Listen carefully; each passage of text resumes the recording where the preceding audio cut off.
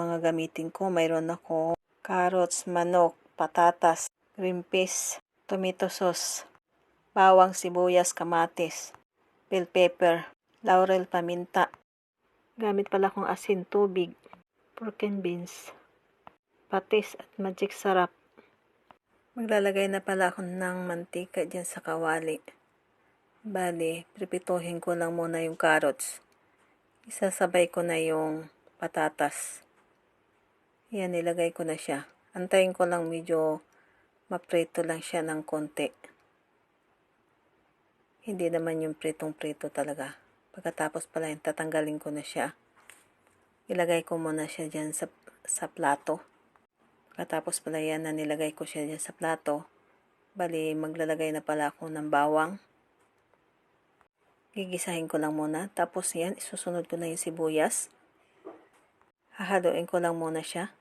Then, susunod ko na yung kamatis. Yan, haluin ko lang muna. Pagkatapos pala, isusunod ko na yung manok. Naglagay ako ng asin at saka paminta. Pagkatapos pala yan, tatakpan ko lang muna siya. Pagkatapos pala, natinakpan ko siya, mga 15 minutes. And then, haluin ko lang muna siya. Tapos, pagtapos ko ng ihalo, tatakpan ko ulit. Para lang matanggal yung kanyang sabaw sa manok. Para naman hindi malangsa. Tapos, naglagay na pala ako ng patis. Mga 2 kutsara. Katapos yan, haluin ko lang muna siya. So, wala na siyang tubig. And then, tatakpan ko muna ulit siya. Katapos pala yan, medyo okay na siya. Yan, haluin ko lang muna siya. So, pwede naman siya na ibabad mo na yung manok. Tapos prito bahagya. Tapos ganun din, parang igigisa na. Tapos naglagay na pala ako ng tomato sauce. Pero pwede kayong gumamit ng tomato paste kung mayroon kayo. Tapos yan, naglagay na ako ng tubig. Katapos pala nilagyan ko siya ng tubig. Bali, haluin ko lang muna siya. Para naman mahalo yung tomato sauce na nilagay ko. Pagkatapos pala niyan, bali tatakpan ko muna siya mga 15 minutes and then ilagay ko na yung dahon ng laurel. Yan, kumukulo na. Haluin ko lang muna siya. Isasunod ko na pala yung patatas at saka carrots na pinirito ko. Yan, haluin ko lang muna siya. Pagkatapos pala niyan, bali tatakpan ko muna siya. Antayin ko lang siya medyo kumulo. Pagkatapos ng kumulo, naglagay na ako ng pampalasa. Depende sa inyo kung anong pampalasa ang gusto nyo.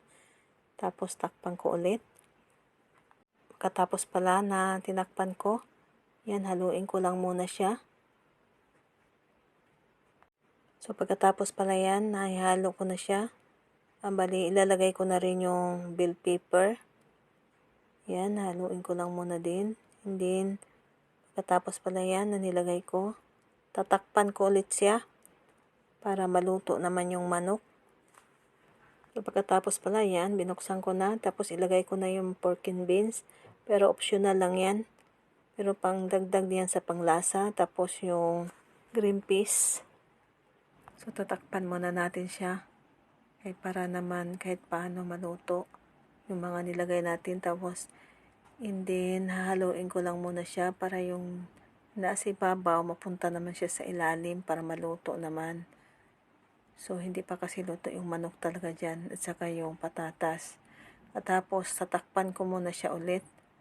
Tapos, yan. Haluin ko lang muna siya kay baka dumikit naman sa ilalim. Maliit lang yung kawali na nilagyan ko. Tapos pa yan, titikman natin kung tama na ba yung lasa. Kasi pag maliit na yung sabaw, dyan na yung nagkakaroon ng lasa yung niluluto natin.